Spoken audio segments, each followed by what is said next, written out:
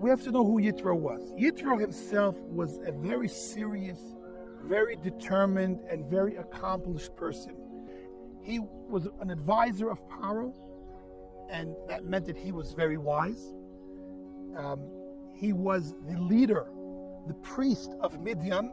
He had the highest religious position in Midian, the country where he lived and where Moshe eventually came when running away from Egypt.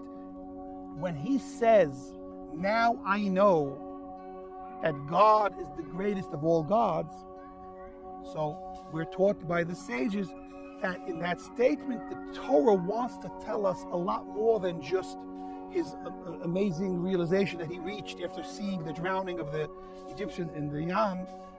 They want to tell us that he himself in his lifetime experimented and learned about and was fluent in every single idol worship that existed in his time. Every single one he knew. And he knew it thoroughly to say, "Now I know that from every single religion that I learned about and understood to its fullest, now I know that God is the greatest of all gods," is a very powerful statement. The way I want to understand that story, a combination of things that I've learned in my research, plus maybe my own way of trying to internalize it and express it, is this. We could superficially look at Yithro and his indulgence in every single idol worship the way it might sound, very, not a praise at all of Yithro, actually an insult.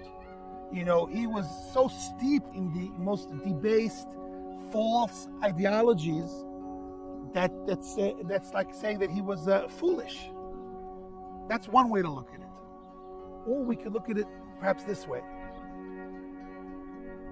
When you're put in a position of darkness, so you have no other choice but from a position of darkness, for ignorance, you must somehow find wisdom, find knowledge. And that comes through experience and through being humble enough to learn from the different people around you that maybe know more. And we all start from this position of darkness. We come from knowing nothing. We start off knowing nothing. Remember, Yithro represents the first person that wasn't born into the way of life of the Jewish people and chose to join them.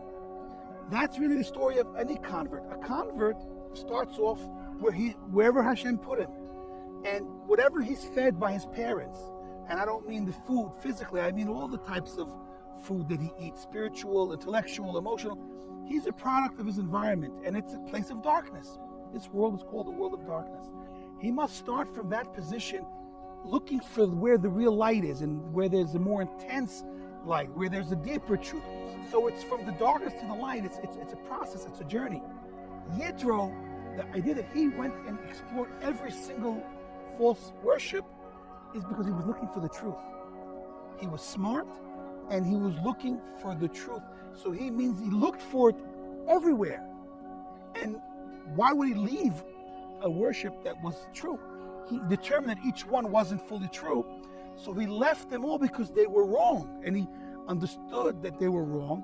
And in his pursuit for ultimate truth, chose to then now seek out the Jewish religion, and then confirmed with his high level of knowledge and experience that this is the true God and this is the true religion. And that's Yithro's journey. So it's really not an insult of Yithro when the Torah emphasizes, and it says it over and over again, that Yithro was the Kohen, the priest of Midian, and the father-in-law of Moshe. You might think on the surface, what's going on? Well, the Torah is not short on insults. It's insulting Yithro, saying he was like a backwards, idol-worshipping fool. And at the same time, he's saying Moshe Rabbeinu, the holiest man in the world, married into this family. It's insulting Moshe and Yithro at the same time. So the answer is it's not an insult. And it actually fits beautifully. Moshe was the man of absolute truth. Yithro was in search of what Moshe had and represented all of his life. And when he finally found it in his son-in-law, it helped him make that extra step to join the Jewish people in the desert and have that connection with Hashem and the divine revelation that it includes. And so it's a praise of both Moshe and Yithro.